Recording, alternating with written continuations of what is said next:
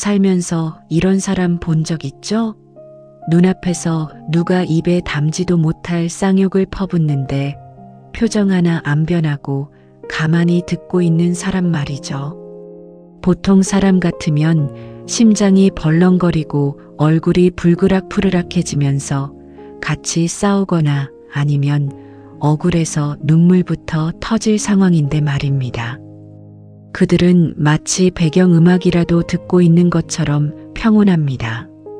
저 사람 진짜 독하다. 감정이 메마른 거 아니야? 라는 소리가 절로 나오죠. 대체 그들의 뇌 속에는 어떤 장치가 들어있길래 이런 말도 안 되는 여유가 가능한 걸까요? 타고난 강철 멘탈일까요?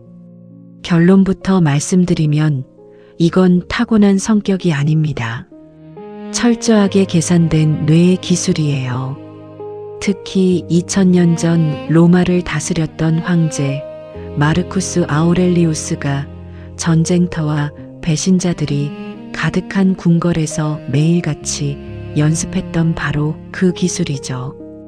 오늘 이 비밀을 알고 나면 당신을 괴롭히던 직장 상사의 폭언이나 무례한 사람들의 비난이 마치 지나가는 개가 짖는 소리 정도로 들리게 될 겁니다. 오늘부터 당신은 남이 던진 말 한마디에 소중한 하루를 망쳤던 감정의 노예에서 완전히 벗어날 겁니다. 2000년 동안 상위 1%만 공유한 무적의 멘탈법을 공개합니다. 첫 번째 비밀은 이것입니다. 무서울 정도로 여유로운 사람들은 선물론을 믿습니다. 이게 무슨 말이냐고요? 아주 쉬운 비유를 들어볼게요. 누군가 당신에게 아주 더럽고 냄새나는 쓰레기를 선물이라고 줬다고 칩시다. 그런데 당신이 그걸 받지 않았어요. 그거 안 받을게요. 도로 가져가세요라고 거절한 겁니다.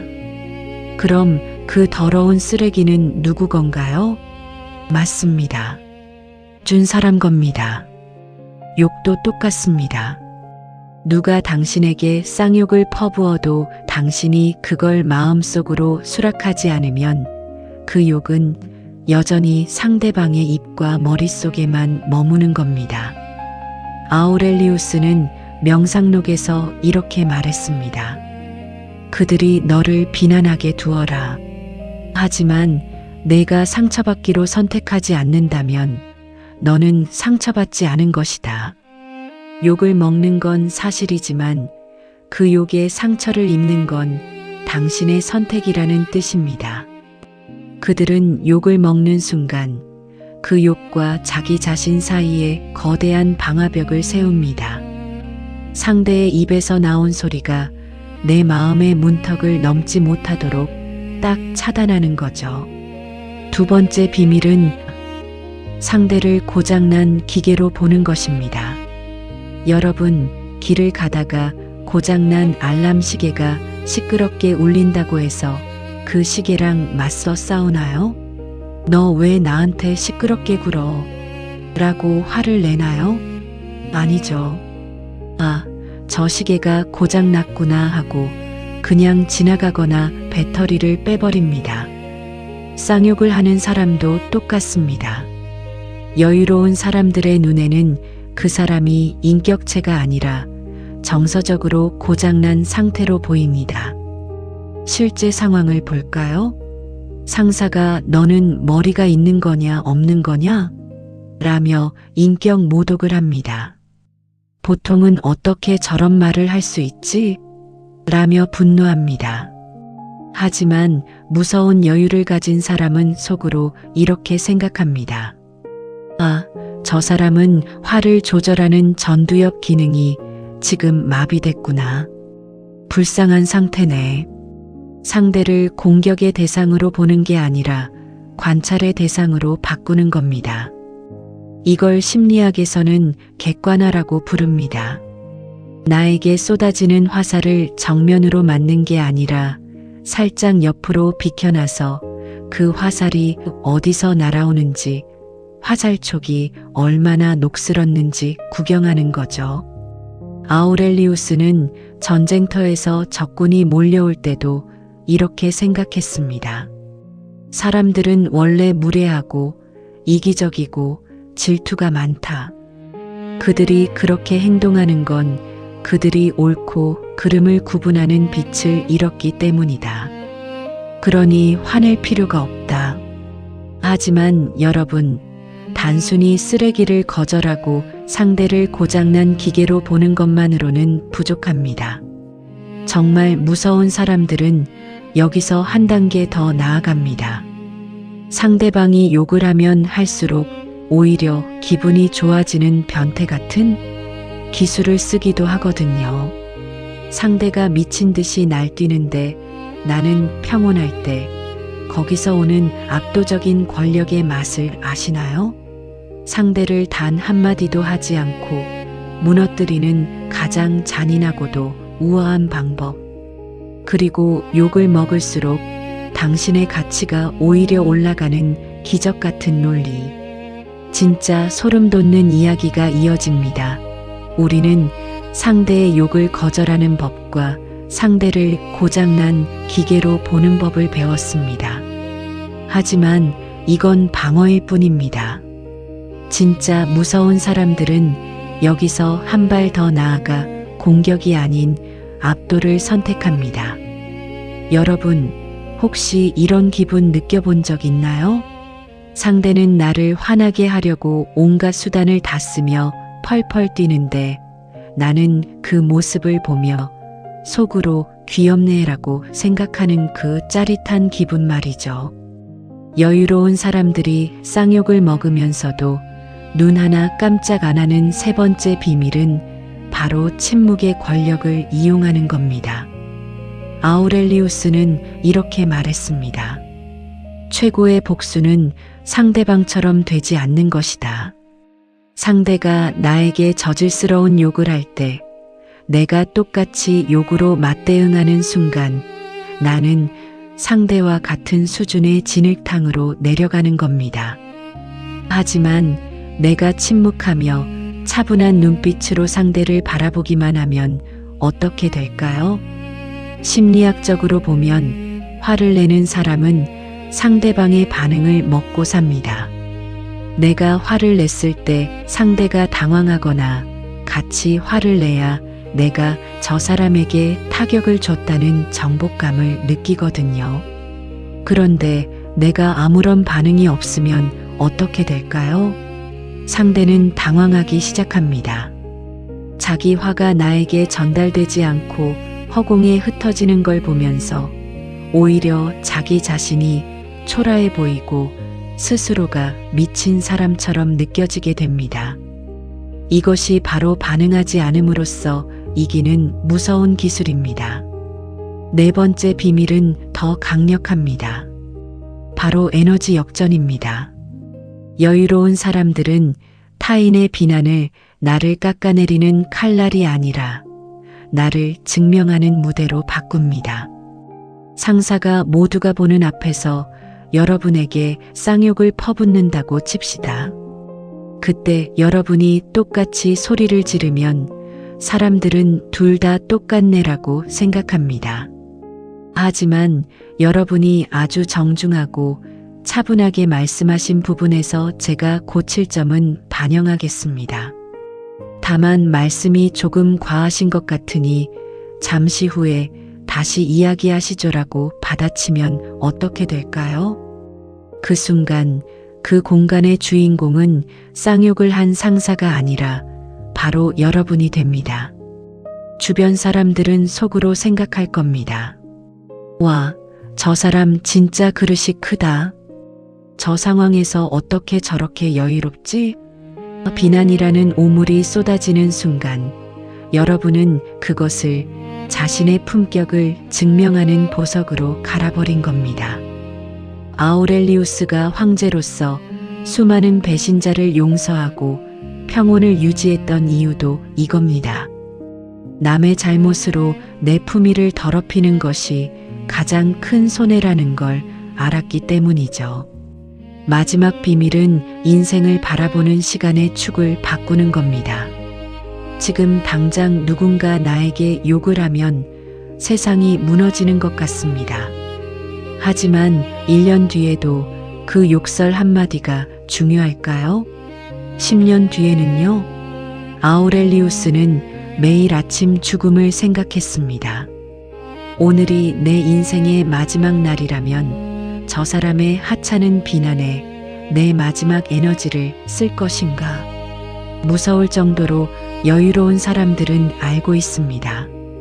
내 인생은 너무나 소중하고 내 에너지는 한정되어 있다는 사실을요. 그래서 그들은 결정합니다. 내 소중한 에너지를 저런 무례한 사람의 입에서 나온 소음에 낭비하지 않겠다라고요. 이 결심이 서는 순간 세상 그 어떤 욕설도 당신의 마음 근처에 얼씬도 못하게 됩니다. 자, 이제 당신은 감정의 주인이 되었습니다. 하지만 방심하지 마세요. 우리 주변에는 여전히 우리의 평온을 깨뜨리려는 고단수 에너지 도둑들이 가득합니다. 특히 가족이나 연인처럼 가장 가까운 사람들이 던지는 칼날 같은 말들은 어떻게 막아야 할까요? 남보다 더 아픈 내 사람들의 비난에서 나를 지키는 법, 그리고 어떤 역경 속에서도 흔들리지 않는 황제의 뇌를 완전히 내 것으로 만드는 마지막 훈련법을 공개하겠습니다. 지금까지 우리는 생판남이나 무례한 타인이 던지는 오물을 막아내는 법을 배웠습니다. 그런데 진짜 문제는 따로 있죠. 바로 가족, 연인, 혹은 수십 년 지기 친구처럼 내 급소를 가장 잘 아는 사람들이 던지는 비난입니다. 남이 하는 욕은 쓰레기 취급하며 버리면 그만이지만 사랑하는 사람이 너는 왜 그 모양이니? 라며 던지는 말은 심장에 그대로 박혀버립니다. 방화벽이 작동하지 않는 거죠. 마르쿠스 아우렐리우스는 황제였지만 그 역시 가장 믿었던 장군에게 배신당하고 가족들의 비난 섞인 시선 속에서 살았습니다. 그런 그가 도대체 어떻게 평온을 유지했을까요? 가장 가까운 사람들의 비난에서 나를 지키는 마지막 비밀, 그 핵심은 역할의 분리입니다.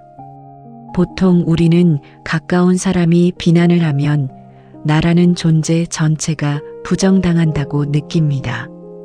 하지만 여유로운 사람들은 이를 철저히 분리합니다. 저 사람은 지금 자신의 불만을 나라는 스크린에 투사하고 있을 뿐이다. 라고 생각하는 거죠. 아우렐리우스는 이렇게 말했습니다. 사람들이 너에 대해 무엇을 말하든 너는 내 스스로가 결정한 본연의 선함 속에 머물러라. 상대방이 나를 비난하는 이유는 내가 잘못해서가 아니라 상대방 내면의 결핍이나 스트레스가 한계치에 도달했기 때문인 경우가 훨씬 많습니다. 그들은 단지 가장 편한 당신에게 그 쓰레기를 버리고 있는 것뿐이에요. 이때 당신이 해야 할 일은 그 쓰레기를 받아 안고 울고 있는 게 아니라 저 사람이 지금 마음이 많이 아프구나 하고 연민의 눈으로 바라보는 겁니다. 상대를 공격자가 아닌 환자로 보는 순간 당신의 상처는 멈춥니다. 6번째 비밀이자 무적의 멘탈을 완성하는 마지막 단계는 에너지 충전과 차단입니다. 여유로운 사람들은 에너지를 배터리처럼 관리합니다. 무례한 사람들과 논쟁하는데 에너지를 1%도 쓰지 않는 대신 그 에너지를 자신을 돌보고 성장시키는데 몰빵합니다. 아우렐리우스는 새벽마다 일기를 쓰며 자신의 영혼을 닦았습니다. 그것이 바로 우리가 잘 아는 명상록입니다. 여러분도 매일 아침 혹은 자기 전 단 5분만이라도 나만의 요새를 만드세요. 세상이 나를 어떻게 흔들어도 내 마음의 평화는 오직 나만이 결정한다라고 선언하는 겁니다. 이 정신적인 근육이 단단해지면 주변에서 아무리 폭풍이 몰아쳐도 당신은 고요한 호수처럼 평온할 수 있습니다. 마지막으로 이 질문을 던져보겠습니다. 당신은 오늘 누구의 인생을 살았나요? 남의 눈치를 보고, 남의 비난에 아파하고, 남의 화풀이를 받아내느라 정작 당신 자신의 인생은 뒷전이지 않았나요? 무서울 정도로 여유로운 사람들은 이 질문에 당당합니다. 그들은 오직 자신이 통제할 수 있는 것, 즉 자신의 생각과 행동에만 집중하기 때문입니다. 로마의 황제는 말했습니다. 인간의 가치는 그가 열정을 쏟는 대상의 가치에 의해 결정된다. 하찮은 비난에 열정을 쏟으면 당신의 가치도 하찮아집니다. 하지만 평온과 성장에 열정을 쏟으면 당신의 가치는 그 누구도 범접할 수 없는 황제의 수준에 이르게 됩니다. 오늘부터 누가 당신을 흔들려고 하면 미소 지으며 속으로 생각하세요. 내 영혼의 열쇠는 내가 쥐고 있다. 너에게는 줄 수 없다. 이 한 문장이 당신을 세상에서 가장 단단하고 여유로운 사람으로 만들어줄 겁니다. 이제 당신은 무서울 정도로 여유로운 사람들의 뇌 구조를 모두 알게 되었습니다. 3초의 간격, 감정 관찰, 사실과 생각의 분리, 그리고 에너지 관리까지. 이 기술들을 매일 조금씩만 연습해 보세요. 어느 순간 거울 속의 당신은 어떤 비난에도 눈 하나 깜짝하지 않는 가장 우아하고 강인한 황제의 모습이 되어 있을 겁니다. 지금까지 당신의 멘탈을 무적으로 만들어줄 인생 처방전이었습니다. 오늘 내용이 당신의 영혼에 작은 갑옷이 되었다면 좋겠습니다. 구독과 좋아요는 영상 제작에 큰 힘이 됩니다. 잊지 말고 꼭 눌러주세요. 긴 이야기 함께 해주셔서 감사합니다.